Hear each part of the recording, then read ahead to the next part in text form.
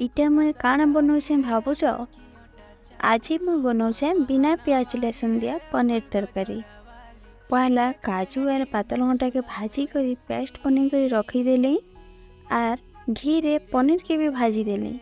तार पर गरम गरम हल्दी पानी रे पनीर के पकईदेली। यार जे कि एमता करले पनीरटा सॉफ्ट रहसी।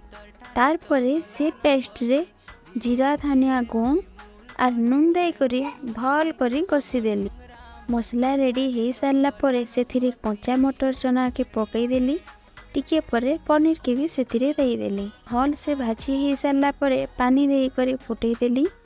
एथर रेडी हो गला मोर बिना प्याज लहसुन रे पनीर तरकारी।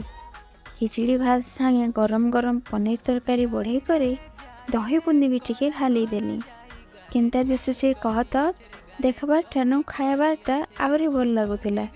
आउ गोटे नवा वीडियो देखबार लाई चैनल के सब्सक्राइब कर देबे।